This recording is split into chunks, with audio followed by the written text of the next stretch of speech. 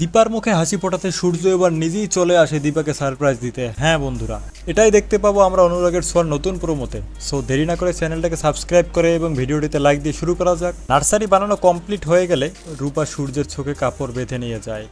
অন্যদিকে উর্মিও দীপাকে কাপড় বেঁধে নার্সারিতে নিয়ে যায়। তারপর জয় একটা প্ল্যান করে, সূর্য দীপাকে ধাক্কা দিয়ে একসাথ করে দেয়। সূর্য ও দীপার চোখ বাঁধা থাকায় একে অপরকে জড়িয়ে ধরে এবং এক অজানা শহরে হারিয়ে যায়। সূর্য ও দীপার এই রোমান্টিক দৃশ্য সেনগুপ্ত বাড়ির সবাই এনজয় করে। তারপরে সকলে মিলে সূর্য ও দীপাকে সমর্থন জানায়। এরই মাঝে লাবণ্য দীপাকে জানায় সারপ্রাইজটা পছন্দ হয়েছে কিনা দীপা। দীপা বলে, এই নার্সারিটা আমার অনেক অনেক একটা পাওনা। এই নার্সারি এক সময় আমার স্বপ্ন ছিল।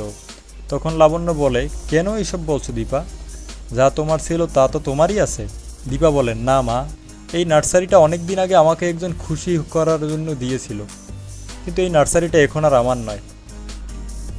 তখন সূর্য দীপার চোখে চোখ রেখে বলে, কাউকে কোনো কিছু ভালোবেসে দিলে সেটা কি নিজের হয় না বুঝি? দীপা বলে, আমি এটা নিতে পারবো না।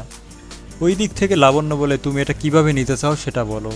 তখন দীপা বলে, আমি এটা ভাড়া নিতে চাই, দিবেন আমাকে? আমি ন্যায্য ভাড়া দিব, তাহলে এই নার্সারিটা আমি নিব। তখন সূর্য রাগী গলায় বলে ওঠে, দীপা তুমি এই নার্সারিটা ভাড়া নিতে চাও?